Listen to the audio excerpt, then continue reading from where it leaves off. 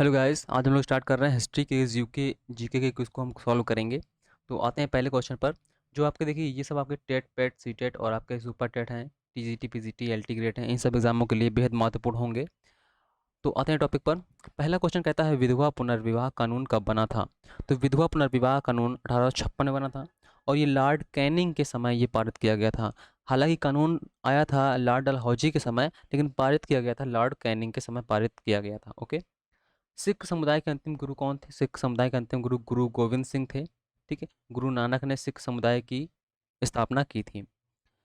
कुचिपुड़ी नृत्य कहाँ से आरंभ हुआ था। कुचिपुड़ी जो शास्त्रीय नृत्य है, देखिए कुछ शास्त्रीय नृत्य हैं भारत में, जैसे आपका कुचिपुड़ी है, मोहिनी अट्टम है, कथक है, कथकली है, और आपका मणिपुरी है, ओडिसी है। ये कुछ भारतीय में शास्त्रीय नृत्य पाए जाते हैं।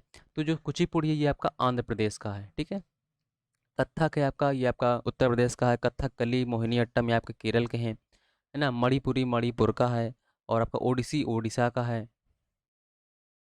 इसके बाद हम आते हैं हड़प्पा सभ्यता की खोज किसने की थी। देखिए हड़प्पा सभ्यता की 1921 में खोज दयाराम साहनी ने की थी। ठीक है। और ये हड़प्पा शहर कहाँ पर पड़ता है, ये पाकिस्तान में पड़ता है। कहाँ पर पड़ता है, पाकिस्तान में पड़ता है।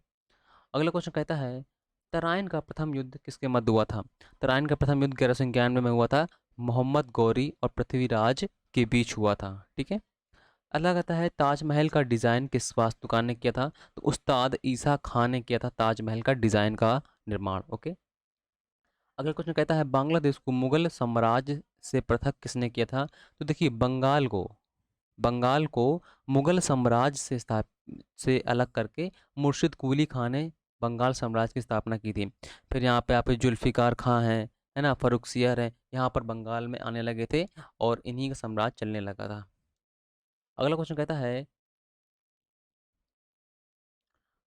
अंग्रेजियों ने फूट डालो और शासन करो की नीति कब से अपनाई थी। ये अपनाने लगे थे 1857 के बाद। ये समझ गए थे 1858, देखिए 1857 में क्रांति हुई थी। उसके बाद जब अंग्रेजों ने सोचा कि अब ऐसे नहीं होगा, हमें फूट डालनी पड़ेगी, इसलिए इस नीति को फिर 1858 से अपनाया गया था।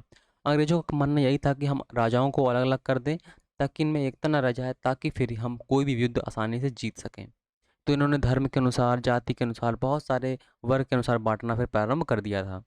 अगला क्वेश्चन कहता है किस शासन में प्रथम चीनी यात्री भारत आया था। तो चंद्रगुप्त द्वितीय शासन में चीनी यात्री आया था। ओके। अगर हम बात करें कि यात्री कौन सा आया था, तो फाहियान यात्री आया था चंद्रगुप्त द्वितीय के कार्यकाल में। ओके। अगला कहता है चित्रकला की गंधार शैली का सूत्रपात किसने किया था। देखिए चित्रकला की गंधार शैली है आपकी, ये आपकी मथुरा से उत्पन्न हुई है। तो ये जो हुई है ये सब बौद्ध बौद्ध संप्रदाय से हुई हैं।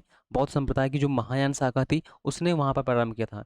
चित्रकला की जो गंधार शैली ये आपकी वास्तविक रूप से बनाई जाती है शैली, और ये थोड़ा साफ नहीं होती है। ओके। तो मतलब थोड़ा भद्दी भद्दी टाइप की होती है। और गांधार शैली जो है आपकी ये मथुरा है, यहाँ पर फैली हुई है, और गांधार प्रदेश में भी फैली हुई है। इसके बाद हम आते हैं किस अवधि में रामायण और महाभारत की रचना हुई है। तो आर्य अवधि में आपके जो रामायण है और महाभारत की रचना की गई है। अगला क्वेश्चन कहता है अकबर ने किस महल का निर्माण फतेहपुर सीकरी में करवाया था। तो फतेहपुर सीकरी में देखिए बहुत सारे मतलब बने हुए हैं, दर्शन के स्थान बने हुए हैं, लेकिन पंचमहल जो है, महल पूछा गया तो पंचमहल इसका आंसर बिल्कुल सही होगा। और बहुत सारे फतेहपुर सीकरी में कलाएं बनी हुई हैं, तो वहाँ आप अगर जाएंगे तो आपको देखने को मिलेंगी। आते हैं अगले क्वेश्चन पर। कहता है नंद वंश का अंतिम सम्राट कौन था। देखिए जो हिस्ट्री में आपको पढ़ने को मिलेंगे गुप्त वंश, मौर्य वंश, नंद वंश, और आपके यवन, शक, पहलव, कुषाण वंश, इन सब से लगभग एक दो क्वेश्चन जरूर पुटअप होते हैं। तो नंद वंश का अंतिम जो सम्राट था वो आपका घनानंद था। आर्य शब्द का शाब्दिक अर्थ क्या होता है, ये कई बार क्वेश्चन पूछा गया है। आर्य शब्द का जो अर्थ होता है कुलीन या श्रेष्ठ होता है। सिकंदर ने भारत पर आक्रमण कब किया था। तो सिकंदर ने भारत पर आक्रमण किया 326 ईसा पूर्व। सिकंदर ने भारत पर आक्रमण किया था। अगला क्वेश्चन कहता है जलियांवाला बाग की दुर्घटना किस सन में हुई थी। जलियांवाला बाग जो जिसे हम बहुत काला दिन बोलते हैं और बहुत गलत हुआ था, तो ये आपका पंजाब में पड़ता है जलियांवाला बाग। और ये घटना 1919 में हुई थी। जनरल डायर ने एक बाग में जो जलियांवाला बाग के नाम जाना जाता था वहाँ पर सबको गोली से मरवा दिया था। और वहाँ से उस बाग से भागने का रास्ता एक ही था जहाँ से वो लोग घुसे थे, अंग्रेज लोग, और वहाँ से ही गोली चढ़वा दी थी। तो बच्चे, औरतें, सबको गोली वो लग गई थी। अगला क्वेश्चन कहता है सती प्रथा पर प्रतिबंध किसने लगाया था? तो सती प्रथा पर प्रतिबंध जो लगाया था विलियम बेटिंग ने लगाया था। ठीक है। सती क्या हुआ करती थी? देखिए, सती महिलाएं वे हुआ करती थी जिनके पति खत्म हो जाते थे, है ना, तो वो अकेली बचती थी। तो उन्हें सती प्रथा पर, मतलब उन्हें फिर सती नहीं बनाते थे। सती बनाने पर क्या होता कि वो शादी नहीं कर सकती थी। तो वो सती प्रथा पर प्रतिबंध लगा दिया था विलियम बेटिंग ने। भारत में अंग्रेजी शिक्षा की शुरुआत किसने की थी? तो लॉर्ड मैकाले को अंग्रेजी शिक्षा की नींव डालने का जनक माना जाता है, क्योंकि इन्होंने अंग्रेजी शिक्षा को प्रसार करने के लिए जाना था। इन्होंने कहा था कि जो भारत में लोग हैं या जो भी वर्ग है, ये देखने से भारतीय हों लेकिन मानसिक रूप से अंग्रेजी हों। ठीक है, यानी ब्रिटिशर्स हों। इसलिए इन्होंने अंग्रेजी शिक्षा की शुरुआत की थी। भारतीय संगीत का आदि ग्रंथ किसे कहा जाता है? देखिए, भारतीय संगीत का जो आदि ग्रंथ है वो सामवेद को माना जाता है। सामवेद से ही आपके संगीत का दर्शन, संगीत की शुरुआत होती है। अगला क्वेश्चन कहता है प्रथम मैसूर युद्ध किनके बीच लड़ा गया था? तो प्रथम मैसूर युद्ध जो लड़ा गया था, ब्रिटिश यानी अंग्रेजों और हैदर अली के बीच लड़ा गया था। और ये 1767 से 68-69 को लड़ा गया था। ठीक है। अगला क्वेश्चन कहता है भारत में खोजा गया सबसे पहला पुराना शहर कौन सा था? तो कौन सा था? हड़प्पा शहर था। अगला क्वेश्चन कहता है जलियांवाला बाग हत्याकांड के लिए कौन उत्तरदायी था? जलियांवाला बाग हत्याकांड जो 1919 में हुआ था, ये इसके लिए जनरल डायर ही उत्तरदायी था, क्योंकि जनरल डायर ने ही यहाँ पर गोली चढ़वाई थी।